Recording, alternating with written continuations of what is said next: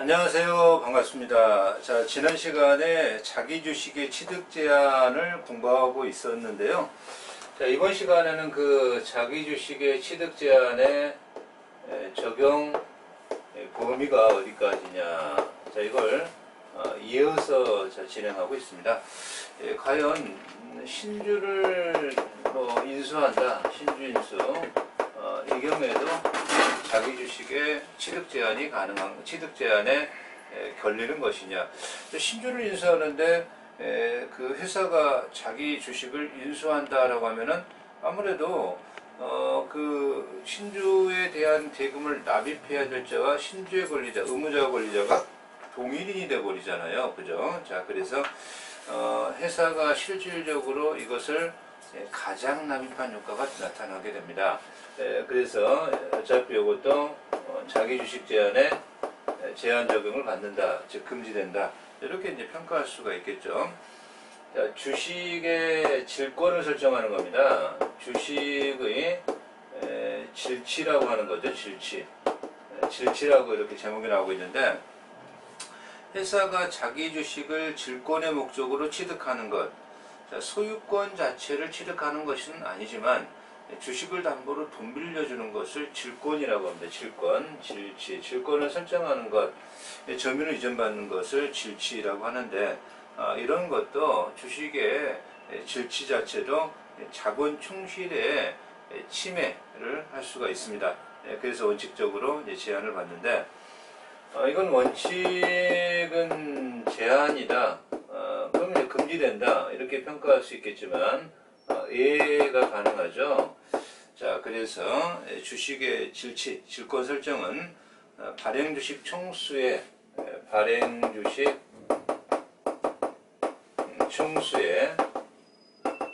20분의 1입니다. 20분의 1을 초과하지 않는 범주 내에서 자기 주식을 질권의 목적으로 설정, 초과하지 않는 범위 내에서는 가능하고, 초과하면 안 된다. 초과하지 않는 범위 내에서 주식의 질치가 가능하다. 그런데 요 자체의 범위, 요 자기 주식 발행 주식 총수의 20분의 1을 초과하지 않는 범위 내에서 가능한데, 요 발행 주식 총수의 20분의 1을 넘어서도 가능한, 이건 또 예외적인 현상이라고 볼 수가 있겠죠. 자, 그래서 합병, 그죠? 자, 그리고 영업 전부의 양수.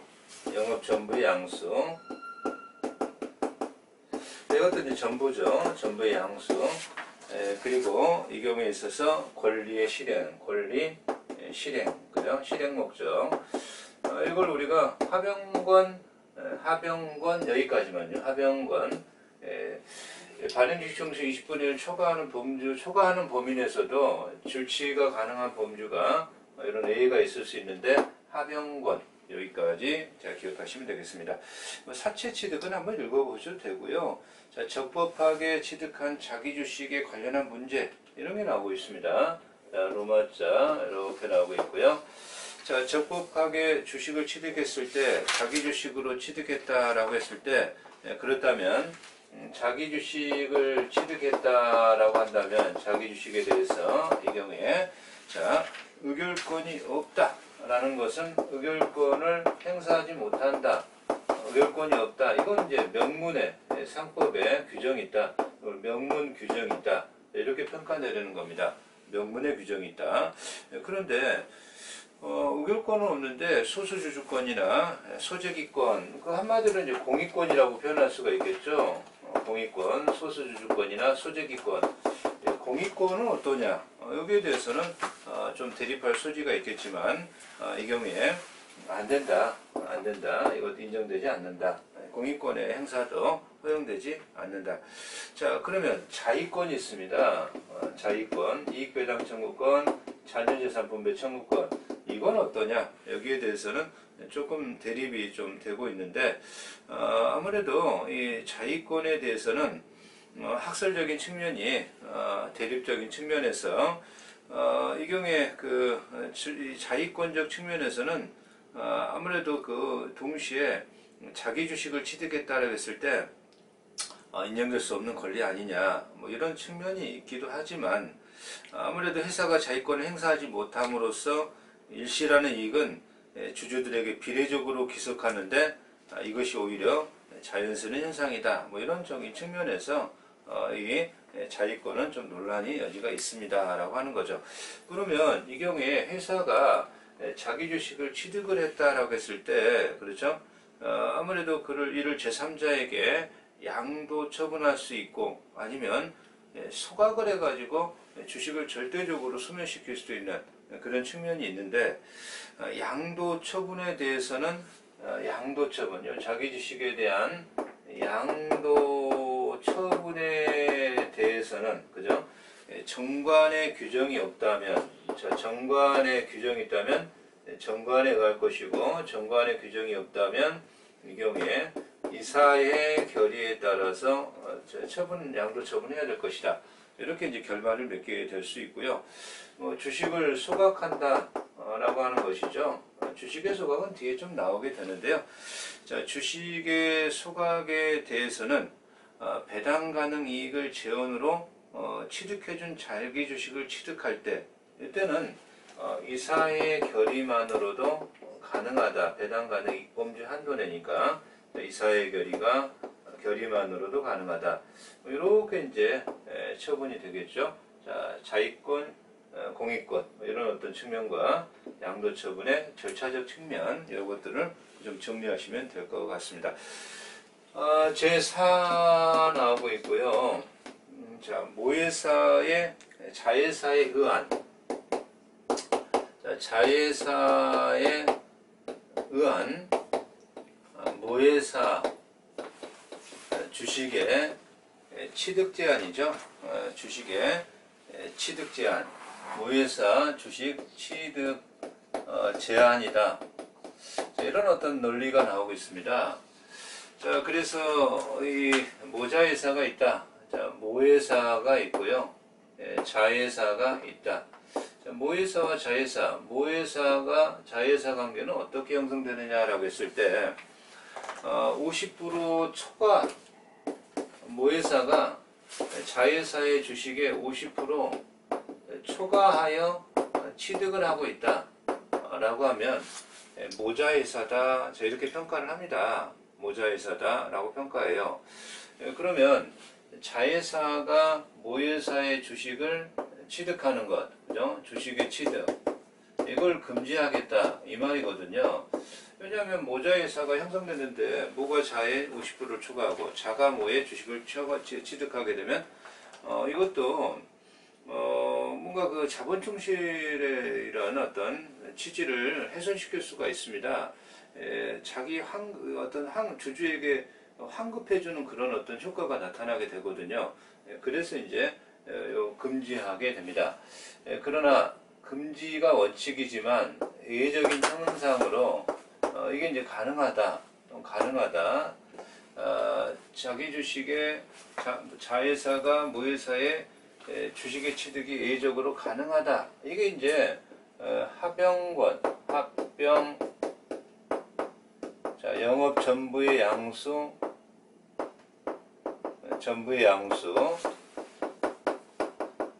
권리의 실행 목적, 그죠? 주식의 교환이죠. 교환입니다. 주식의 이전입니다. 이전. 자, 그래서 이 경우에 자기 주식의 취득은 합병권 단주했지만 모자회사, 자회사의 모회사 주식 취득 금지는 합영권 교의, 이렇게 이제 두 문자 따서 이것도 이제 출제가 워낙 잘 되고 있죠. 자, 이 내용을 우리가 공부하고 있습니다. A회사가 B회사의 발행 주식 총수의 100분의 50을 초과해서 보유할 때 A를 모회사, B를 자회사라고 할 거다. 그러면 이제 자회사가 모회사의 주식을 취득하게 되면 출자를 환급하는 결과가 되고 자본금이 좀 비어버리는 공동화 현상이 나타나게 되고, 그죠? 자, 그런 측면 때문에 하지 마라 라고 하는데, 그러한 제한에 예외가 있죠. 자, 그래서 여기에 대해서 자회사가 모회사의 주식을 보유하고 있는 다른 회사를 합병하거나, 그러니까 자회사가 모회사 주식을 갖고 있는 어떤 회사, A라는 회사를 합병을 하거나, 그죠? 합병하거나, 또는 영업 전부를 양수하거나, 권리를 실행했더니 모회사 주식을 갖고 있더란 말이죠. 권리 실행, 주식의 교환, 이전. 이때는 이 경우에 제한의 예로서 합병하거나 영업 전부를 양수하거나 주식의 포괄적 교환, 주식의 포괄적 교환의 이전, 자회사의 권리 실행, 그죠? 이런 겁니다. 그런데 여기서 이렇게 예외적으로 자회사가 모회사의 주식을 취득했다라고 했을 때, 이 경우에는 아까 자기 주식의 취득과는 좀 다르게 6개월 이내 주식을 처분하라, 그죠?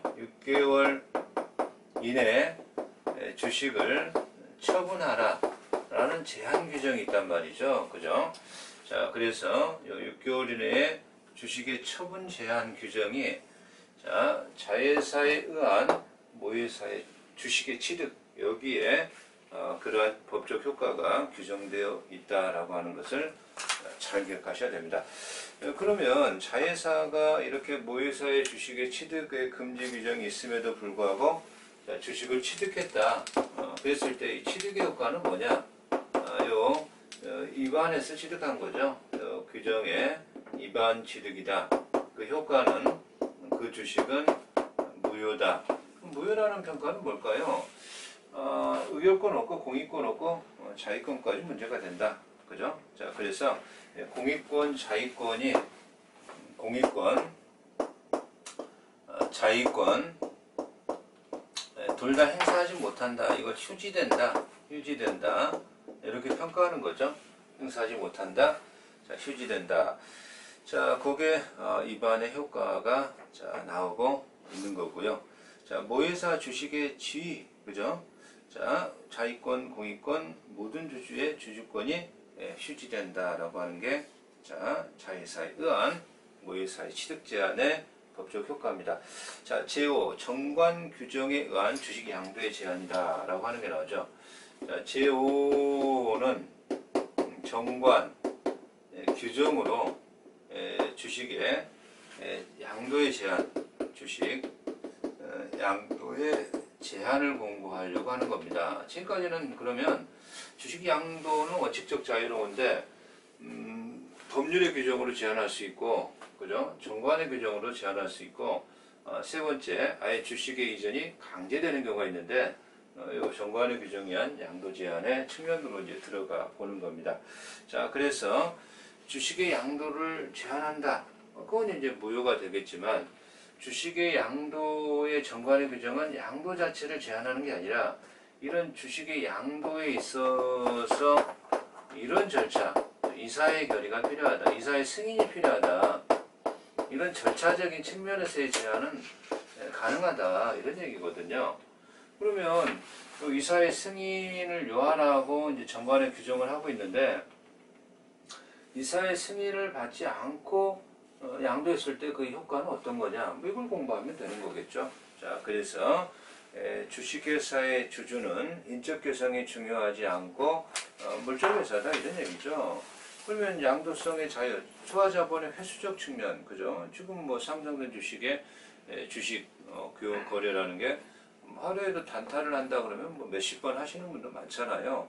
자, 그러니까 이 경우에 있어서 절차적인 측면에서 주식의 양도를 정관의 규정으로 제한할 수 있다는 것은 절차적인 제한일 것이고, 이사의 승인이 필요하다라고 하는 것인데요. 뭐 이 경우에 있어서 이제 그 이사의 승인은 이제 상장된 주식보다는 좀 이 경우에 소규모 회사니까 비상장으로 평가할 수가 있을 것이고요. 자, 그래서 양도 제한의 규정으로서 정관에서 이사의 승인을 요하는 절차적인 제한인 것이지 양도를 애초부터 아예 금지하는 제한은 아니다. 자, 그렇게 이제 평가하고 있고, 판례도 아예 회사가 판례가 나오고 있는데, 아예 판례에서 어떤 사안이었냐? 회사가 어떤 회사가 있고 A라는 회사가 있고 회사의 주주들에게 아예 5년 동안은 5년 동안 주식의 양도를 금지한다라고 정관의 규정을 두었다라는 거예요. 이건 이제 효력이 없는 겁니다. 절차적 제한이 아니라 이건 이제 양도의 자유를 원칙적 금지하는 측면이라고 볼 수가 있고요. 자, 그러한 양도의 제한 규정은 합의 자체가 무효다. 합의를 했다 할지라도 무효다. 그렇게 이제 평가할 수가 있는 거죠. 자, 이사의 승인이 나오고 있죠. 이사의 승인이 없다. 그렇게 양도를 했다. 승인이 필요한데 이사의 승인 없이 이 경우에 양도를 했다. 그러면 어떻게 될 거냐? 양도인 각과 양도인 사이에는 합의 자체가 무효가 되지는 않죠. 이사의 승인의 절차적 규정을 위배했다라고 해서 합의 자체가 무효가 되는 건 아니지만, 그러나 회사에 대하여는 효력이 없다. 이렇게 이제 규정하고 있습니다. 자, 그래서 355조 제2항이 이러한 양도 자체는 회사에 대하여 효력이 없다. 당사자 합의로서는 유효다. 그러면 이제 권리주의 양도나 주권 발행형 양도와 동일한 논리 문맥으로 해석하면 되겠습니다. 자, 다시 말하면 회사의 이사의 승인이 필요하다의 절차 규정을 위배했을 때 채권 당사자 양도인과 양수인 사이에 채권적 효력은 있다. 이렇게 평가할 수가 있겠죠. 자, 그래서 그런 측면으로 이제 우리가 접근해 가는 것이고요. 그러면 이제 우리가 양도의 절차, 정관의 규정으로 이사의 승인이 요한다. 갑이 있고, 자, 을이 있습니다. 갑과 을 사이에 주식의 양도를 하려고 하는 거죠. 양도인, 양수인 되겠죠. 자, 그런데 이 양도, 양수에 있어서 정관의 규정으로 이사의 승인이 요한다 라고 절차적인 제한을 가할 수 있다 라고 하는 거죠. 그러면 승인을 청구할 수밖에 없는 거죠. 자, 첫 번째로 보니까 승인의 청구의 문제가 등장하게 될 겁니다. 그럼 여기서 승인을 청구한다라고 했을 때 양도인이 서면으로 이렇게 양도하려고 합니다. 양도인이 그죠? 승인을 청구할 수 있는 거예요. 양도인이 서면입니다. 방법적인 측면에서는 서면이고요. 그런데 양도인이 서면으로 청구하는데 이사의 승인을 받지 않고 이미 양도가 된 거예요.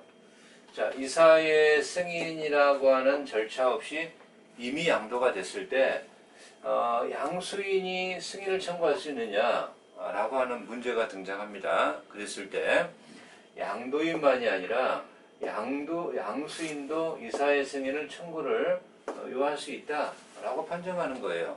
그렇다면 승인을 청구하는 것은 양도인 또는 양수인이다 라고 말을 해야 맞는 말이고요. 그죠? 객관식에서 굉장히 중요하게 출제가 될 수가 있겠죠.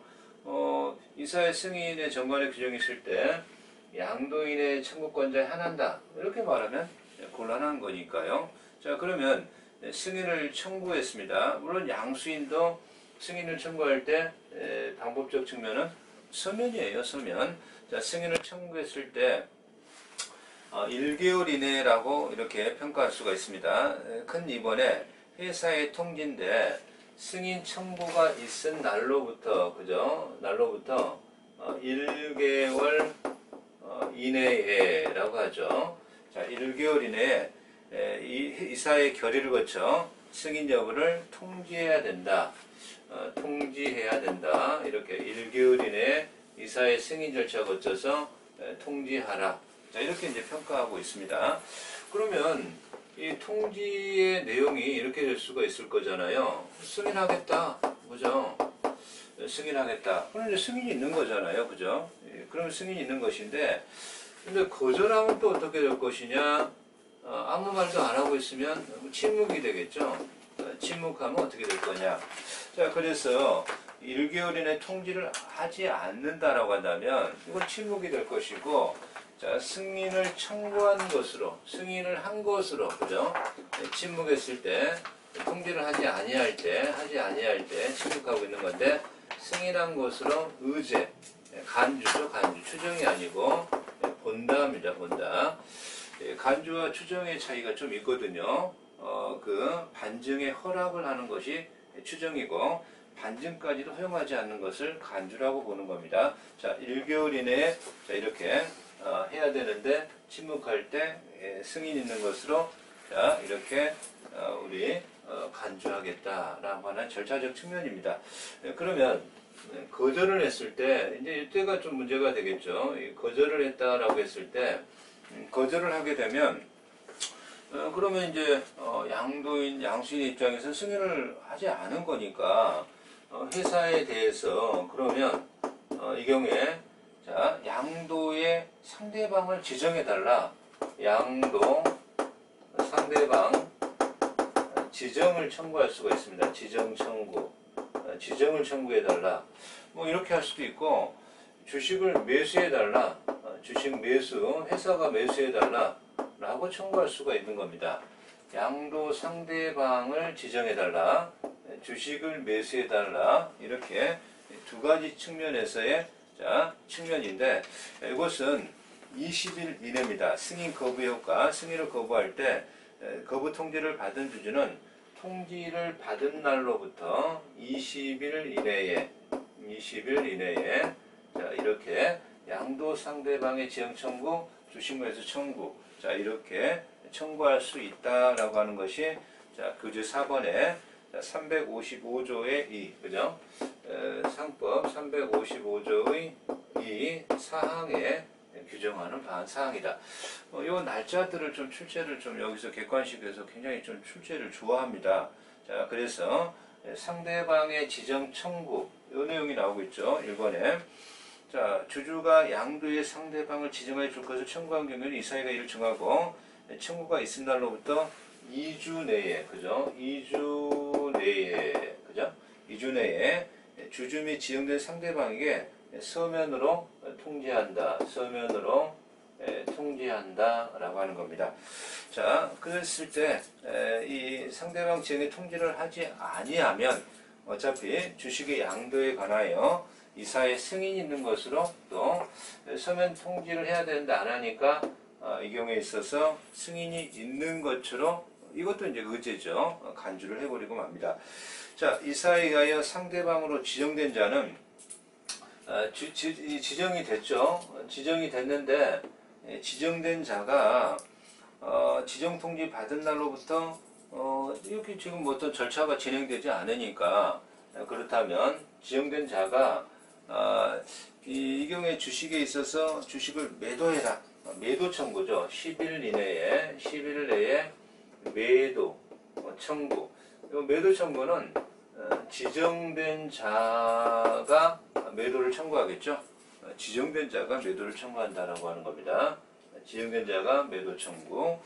자, 그래서 이 지정된 자가 10일 이내에 매도 청구를 할 수가 있다라고 평가할 수가 있고, 그러면 이 매도 청구를 했을 때, 매도 청구를 한 거잖아요. 매도 청구했을 때, 매도 청구에 있어서 매도의 가액의 문제가 등장할 거라고요.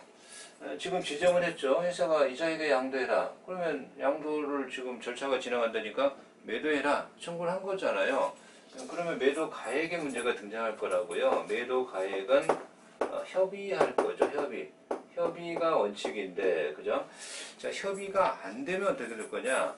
30일 내에, 30일입니다. 30일 내에 협의가 불발이 된다는 거예요. 협의가 불발이 되면, 그러면 이제 법원에 이 협상 가격을 정해달라. 법원에 청할 수밖에 없겠죠. 법원에 청구하는 거예요. 법원이 매도가액을 결정해달라. 이렇게 청구하게 될 겁니다. 자, 그러면 요 양도 상대방의 지정의 청구가 아니라 아예 회사에게 주식을 매수해달라고 청구했다라고 한다면, 자, 주주가 회사에 대해서 청구했을 때 매수 청구 기간이 종료한 날로부터 자, 2개월 이내에 회사는 매수를 해야 하는 거예요. 매수를 해야 된다. 이것도 뭐 2개월 이내에 매수해야 된다. 그래서 청구기간 종료한 때로부터 자, 이렇게 말합니다. 역시 이 경우에도 이제 요 매수 가격이 결정이 안 되면, 매수 가격이 뭐 결정이 안 되면 협의가 안 되고, 회사랑 협의가 안 되고 30일 이내에 협의가 안 되면 법원이 결정할 수밖에 없다. 이건 협상법, 그죠? 협의 안 되면 30일 이내 법원이 결정, 협상법. 자, 이렇게 이제 평가하고 이 날짜를 이렇게 외우시면 될 것 같습니다. 자, 그래서 주주에 있어서 양도를 할 때 정관의 이사의 승인이 필요하다라고 절차적 제한을 가할 수가 있는데, 이사의 승인을 청구를 해야 되겠죠. 양수인도 할 수 있다는 거죠. 이사의 승인 없이 양도를 했을 때 그러면 양도인 또는 양수인이 서면으로 청구할 수 있고, 자, 1개월 이내에 회사는 통지를 해줘라. 통지가 세 가지일 것이다. 두 가지일 것이다. 승인, 거절.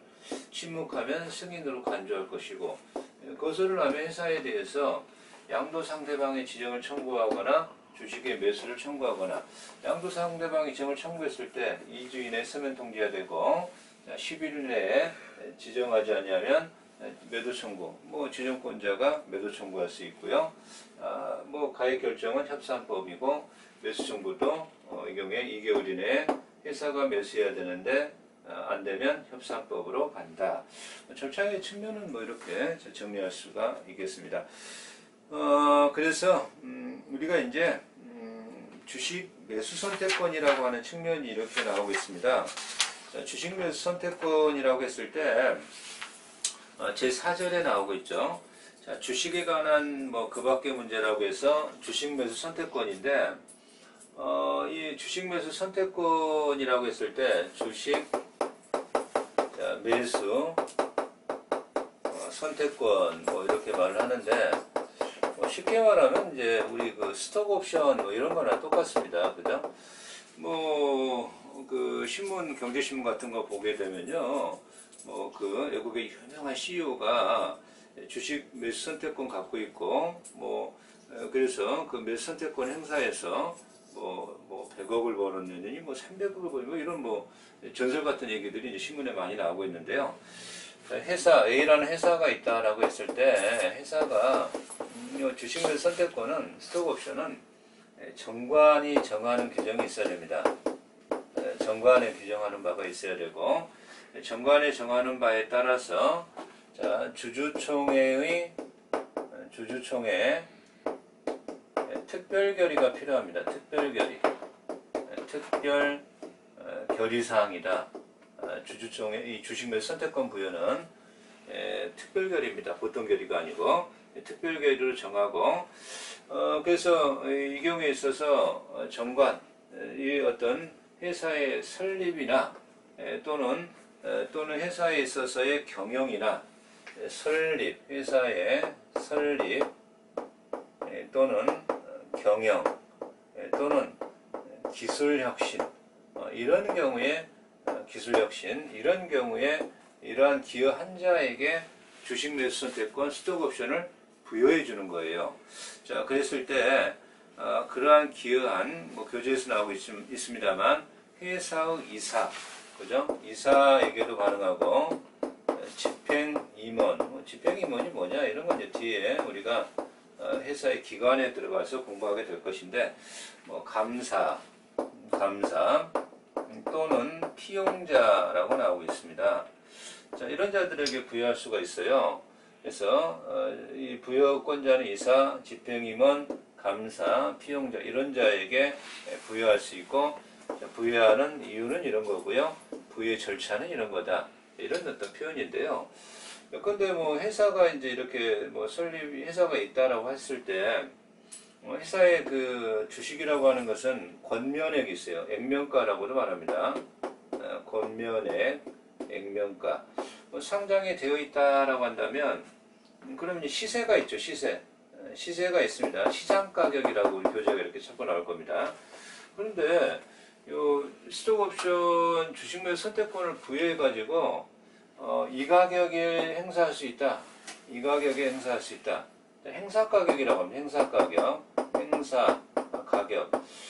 권면액은 뭐 100원이다. 시세는 500원이다. 1000원이면 행사할 수 있다. 이렇게 가정을 해보자고요.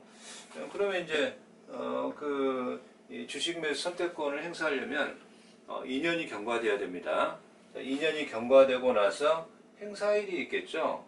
그러면 행사 가격은 뭐 변함이 없을 것이고, 자 그때 시세가 이 정도로 오른 거죠. 뭐 10,000원에 올랐다. 이 시세 차이 그죠? 이게 10,000원이다.